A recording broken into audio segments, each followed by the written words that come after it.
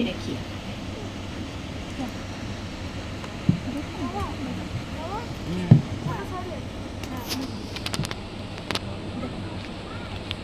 तो चलिए हम इस शो को स्टार्ट करते हैं। तो हम सभी जानते हैं हम रहते प्लैनेट अर्थ पे, लेकिन अफसोस की बात यही है इस अर्थ पे रहते हुए भी हम पूरे अर्थ को एक ही टाइम में नहीं देख सकते।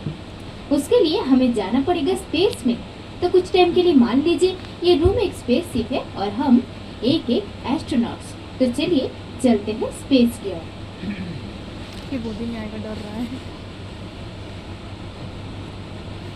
और स्पेस से हमारी धरती कुछ ऐसा दिखता है, एक ब्लू मार्बल जैसा। यहाँ पर आप बहुत सारे कलर्स देख पाएंगे, लेकिन देखिए सबसे ज्यादा जो है वो है व्हाइट कलर। क्या आप बता सकते हैं व्हाइट कलर असल में क्या है? स्नो। ये है क्लाउड्स, यानी कि बादल, जो एक जगह से दूसरी जगह हमेशा मूव करते रहते हैं और अपना position time to time change करते रहते हैं। लेकिन यहाँ पर देखिए ये बादल एक ही जगह स्थिर है, क्योंकि ये कोई भी एक पल में लिया गया सैटेलाइट इमेज है, बिल्कुल हमारी मोबाइल की स्क्रीनशॉट की तरह। तो चलिए देख लेते हैं क्लाउड्स की एक रियल टाइम प्रोजेक्शन।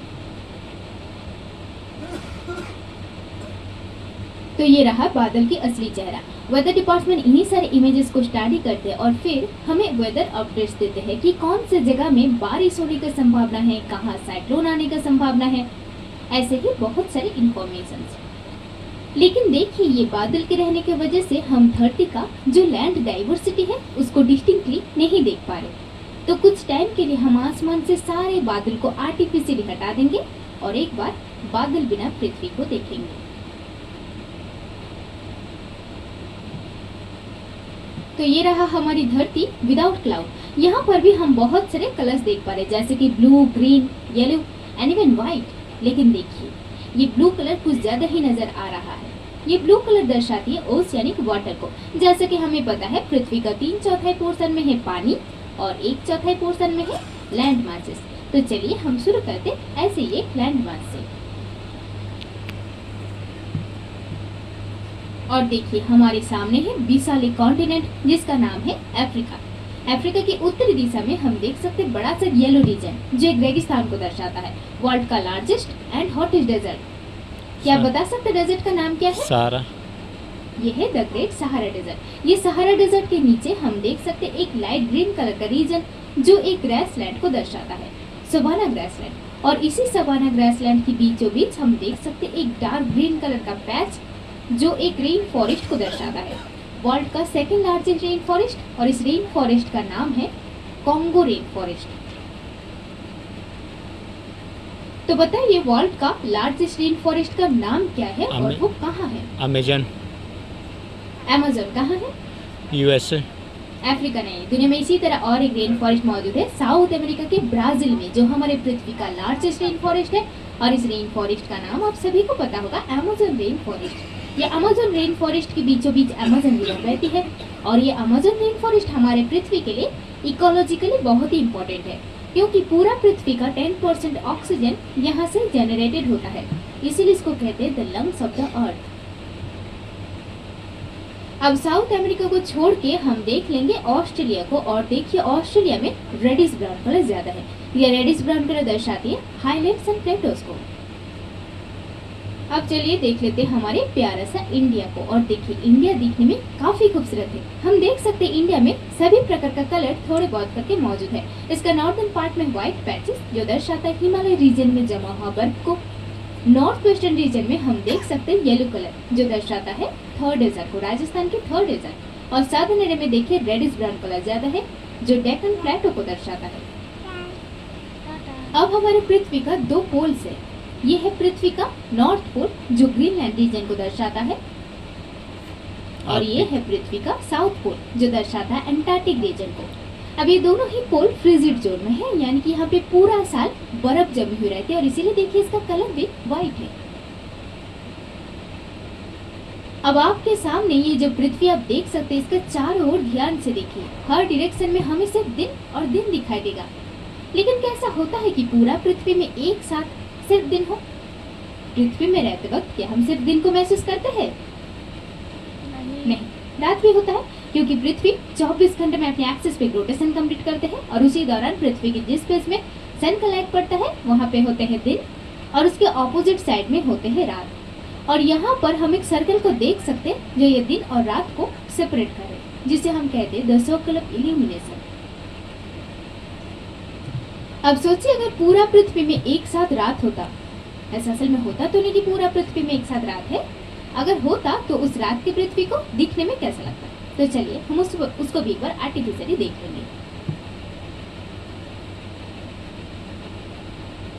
तो ये रहा रात की पृथ्वी। देखिए पूरा पृथ्वी में अंधेरा होने के बावजूद बहुत सारे ग्लोइंग डॉट्स हमें दिखाई देगा, जैसे कि कोई ग्लिटरिंग डायमंड्स। क्या आप बता सकते हैं ये ग्लोइंग डॉट्स एक्चुअली क्या है? लाइट्स हैं। ये है नाइट टाइम लाइट्स, जो हम घरों में, बाजारों में, सड़कों में जलाते हैं रात के समय।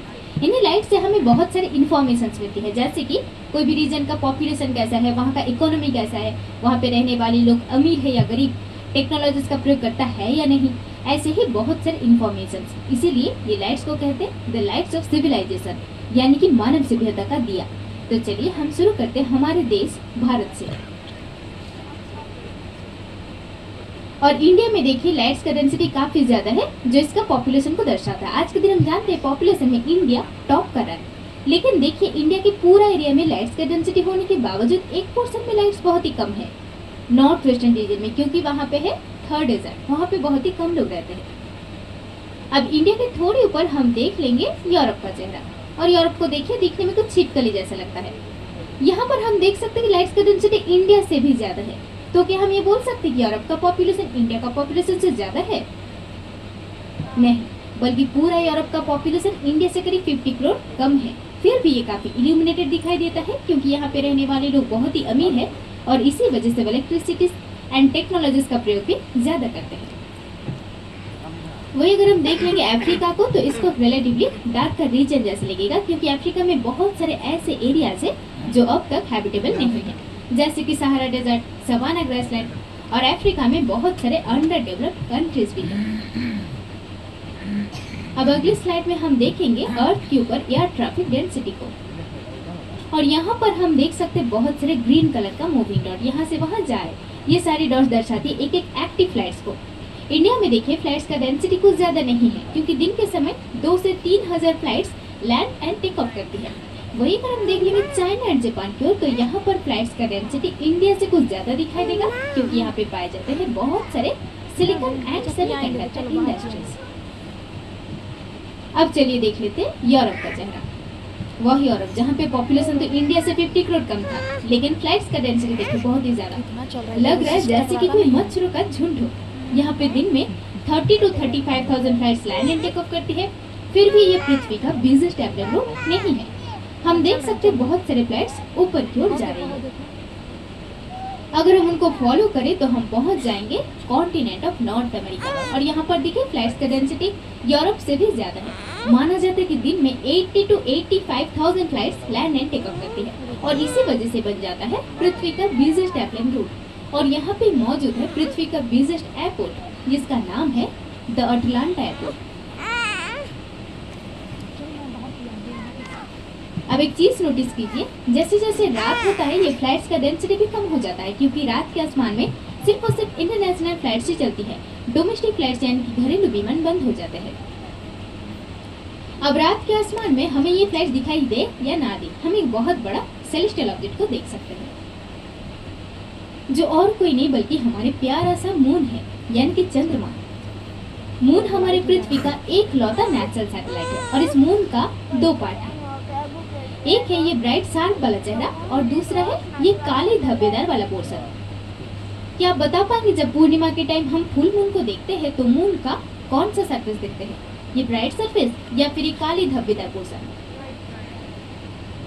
जी नहीं, पूर्णिमा के टाइम हम ये काली धब्बेदार पोर्शन को ही देख पाते हैं, जिसे हम कहते हैं चांद का कलंक।